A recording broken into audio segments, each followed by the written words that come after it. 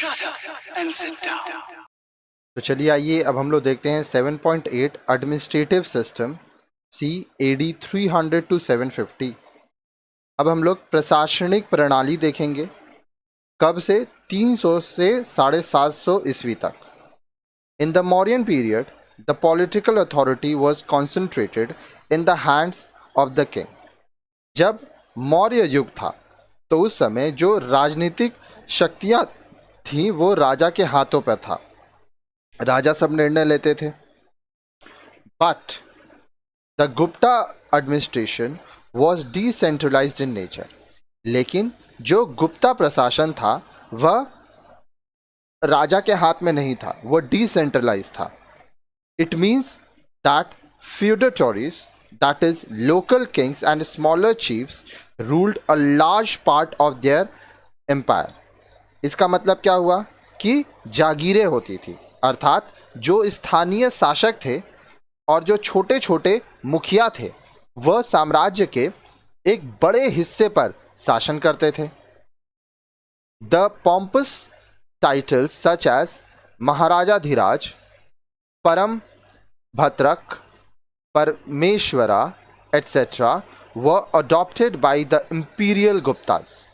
अब देखिए बोल रहा है जो प्राप्ति गुप्त शासक थे, महाराजाधिराज, परमेश्वर जैसी शानदार उपाधियां धारण की हुई थी उन्होंने। These lesser rulers adorned their names with titles of raja and maharaja. अब देखिए जो दुर्बल शासक थे वो राजा अथवा महाराजा उपाधियों से अपने नाम को अलंकृत किए।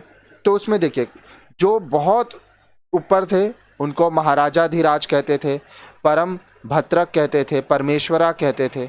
उनके नीचे जो थे वो थे राजा, महाराजा। आगे देखिए बोल रहा है the kingship was normally hereditary. अब देखिए वंश परंपरा, तो सामान्यतः जो राजपद था वो वंश के अनुसार था, राजा का बेटा राजा बनेगा। The king was the focus of administration. जो प्रशासन थे उसकी मुख्य बिंदु राजा होता था। Princes, ministers and adviser assisted him. राजकुमार, मंत्री तथा सलाहकार उसकी सहायता करते थे। The princes were also made the viceroys of the province. अब जो राजकुमार थे उनको भी क्षेत्रों के राज्यपाल के रूप में नियुक्त कर दिया जाता था। Province were known as desh, rashtra, bhukti and their head was called uparika. अब देखिए बोल रहा है कि जो प्रांत मुक्त देश, राष्ट्र अथवा भुक्ति के नाम से जाने जाते थे और उनके जो प्रधान थे उनको उपारिक कहा जाता था। प्रोविंस मतलब प्रांत होता है। The province were divided into a number of districts called pradesh और विषय। अब देखिए प्रांत अलग अलग जिलों में बटे हुए होते थे जिन्हें प्रदेश अथवा विषय कहा जाता था। The administrative head of the विषय वॉज नोन एज विषयपति। अब देखिए बोल रहा है विषय भी विषय का प्रधान होता था, उसे विषयपति के नाम से जाना जाता था। द विषय वर फर्दर डिवाइडेड इनटू विलेजेस। अब जो विषय है उसको फिर ग्राम में डिवाइड किया गया, बांटा गया। तो आप देख रहे हैं किस तरह से एक बड़ा साम्राज्य को छोटा छोटा बांटा गया। द विलेज हेडमैन कॉल्ड ग्राम अध्यक्ष looked after the affairs of the village with the help of village elders। अब जो गांव था, ग्राम के प्रमुख को ग्राम अध्यक्ष कहा जाता था। जो ग्राम के जो वरिष्ठ नागरिक थे, जो एल्डर्स थे, उनकी सहायता से ग्राम के विषयों की जिम्मेदारी निभाते थे। The artisans and merchants took an active part in the town administration during the Gupta period. अब गुप्त काल के दौरान जो कलाकार थे, जो व्यापारी थे, नगर प्रशासन में वह अपनी सक्रिय भूमिका निभाते थे, एक्टिव पार्ट लेते थे। The Gupta bureaucracy was less elaborate as compared to that of the Mauryas. अब बोल रहा है कि जो गुप्ता काल था मौर्यों की तुलना में गुप्त अधिकारी वर्ग कम बड़ा था. The high level central officers under the Guptas were called the कुमारमत्यास. अब जो महत्वपूर्ण पदाधिकारी थे गुप्ता के, जो उच्च स्तरीय केंद्रीय अधिकारी थे, उनको कुमार अमात्य से संबोधित किया जाता था. Important functionaries like मंत्री, सेनापति were all recruited from the cadre. अब देखिए बोल रहा है कि जो महत्वपूर्ण पदाधिकारी थे जैसे मंत्री, सेनापति, इन सभी को एकदम संवर्ग से चुना जाता था. आगे बोल रहा है administrative post were not only hereditary but often several offices were combined in the hand of the same person. In the case of Harisena, the composer of Allahabad pillar inscription of Samudragupta. अब जो एडमिनिस्ट्रेटिव पोस्ट था उसके बारे में बताया जा रहा है कि जो प्रशासनिक पद मात्र वंशानुगत ही नहीं होते थे बल्कि प्राय कई कार्यालय संयुक्त रूप से एक ही व्यक्ति द्वारा चलाया जाता था. जैसे कि इलाहाबाद स्थित समुद्रगुप्त के आलेख का रचयिता हरिसेन, उसका उल्लेख महादंड नायक के रूप में मिलता है. इसके बारे में आगे लिखा हुआ है, देखिए बोल रहा है he has been described as a mahadanda nayaka, chief judicial officer as well as sandhi vigrahika, minister of war and peace. तो बोल रहा है कि हरिसेन को उल्लेख महादंड नायक, युद्ध तथा शक्ति मंत्री के रूप में प्राप्त होता है. The ruler himself often appointed high-ranking officer, but the hereditary nature of the post must have weakened the royal control over the administration.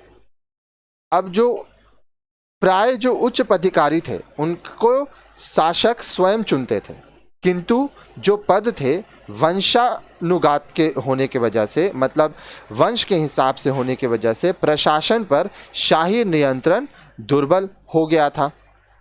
आगे देखिए बोल रहा है during the Gupta period land taxes increased considerably.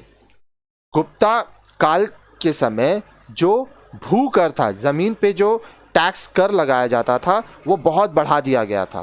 The land tax called Bali varied from 1/4 to 1/6 of the total produce. जितना उत्पादन होता था उसका 1/4 या 1/6 हिस्से को कर के रूप में दिया जाता था. लैंड टैक्स को बली कहा जाता था. Two new agricultural taxes that appear in Gupta inscriptions are उपरिकारा और उद्रंगा. गुप्त काल में हमें जो आलेख मिले उसमें दो नए कृषि करों का भी हमें पता चला. उन्हें उपरी कर तथा उद्रंग नाम से जाना गया. However, their exact nature is not clear. लेकिन किस तरह से ये टैक्स लिया जाता था, ये कर लिया जाता था, इसके बारे में जानकारी नहीं है. In addition, the peasants had to meet the demands of the feudatories. इसके साथ साथ जो कृषि वर्ग था, जो खेतीबाड़ी करते थे लोग, उनको सामानों की आवश्यकताओं को भी पूरा करना पड़ता था. They also had to feed the royal army when it passed from the villages. इसके साथ साथ उन्हें गांव में शाही सैन्य बल को भी भोजन करवाना पड़ता था जब वह गांव से गुजरते थे. The villagers were also subjected to forced labour vishti. ग्रामवासियों को बगैर कार्य के भी लिया जाता था. जो बेकार कार्य होता है उसके लिए उन लोगों को कुछ दिया नहीं जाता था, ठीक है, और इसको विष्टि कहा जाता था. आगे देखिए, आगे आपको और जानकारी मिलेगी. The judicial system was far more developed under the Gupta rulers than in earlier times बोल रहा है कि गुप्ता काल में अपने पिछले समय की तुलना में जो न्यायिक व्यवस्था थी वो बहुत अच्छी थी. For the first time, civil and criminal laws were clearly demarcated. पहली बार जो सिविल लॉ, क्रिमिनल लॉ, इसका नियम लाया गया था. Disputes connected with various types of property were considered in civil law. अब देखिए, विभिन्न प्रकार की, अलग अलग प्रकार की जो संपत्तियों से संबंधित विवाद थे उन्हें दीवानी कानून के अंदर लाया गया. दीवानी कानून मतलब civil law. Elaborate laws were laid down about inheritance. अब उत्तराधिकारी के संबंध में भी बहुत सारे नियमों की रचना की गई थी इस युग में कि कौन किसका उत्तराधिकार होगा, जो उत्तराधिकार होगा उसका क्या क्या हक होगा. तो काफ़ी सारे कानून बने थे. Theft and adultery fail under criminal law. अब देखिए, चोरी करना, फिर मिलावट करना, व्यभिचार जिसको कहते हैं, ये सब अपराध जो थे वो आपराधिक न्याय विधान के अंदर आता था. क्रिमिनल लॉ मतलब अपराध का जो कानून था, आपराधिक न्याय. The king upheld the laws and tried cases with the help of the Brahmins. अब जो राजा थे वो राजा ने नियमों को मजबूत बनाया और ब्राह्मणों की सहायता से विषयों का उपचार ढूंढा, निराकरण किया. The guilds of the merchants and artisans were governed by their own laws. अब जो कारीगर थे, जो व्यापारी थे, उनके संगठन थे और वह अपने नियम द्वारा चीज़ों को नियंत्रित करते थे. आगे देखिए, Harsha governed his empire on the same lines as did the Guptas. Harshvardhan ने भी इसी पद्धति पर अपने साम्राज्य का संचालन किया जैसे कि गुप्ताज ने किया था.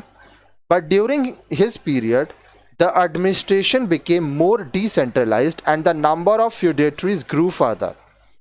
लेकिन उसके शासनकाल में प्रशासन और ज़्यादा डिसेंट्रलाइज्ड हो गया, उसका विकेंद्रीकरण हो गया और इसके वजह से जो सामान जागीर थे, सामंत जागीरों की संख्या बहुत ज़्यादा बढ़ गई. इन हर्षा's time, the officers and the religious persons were paid mainly in land. Harshvardhan के शासनकाल में जो अधिकारी होते थे, जो धार्मिक व्यक्ति होते थे, उनको ज़मीन के रूप में भुगतान किया जाता था. It encouraged the system of feudalism which grew much more in the post-Harsha period. इससे सामंती प्रथा को प्रोत्साहन दिया जो कि हर्षवर्धन काल के बाद बहुत ज़्यादा विकसित हुई. आगे लिखा है, in the empire of Harsha law and order does not appear to be so well maintained.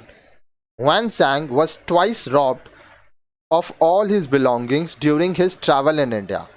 On the other hand, Fa Hien had to face no such difficulty during Gupta period.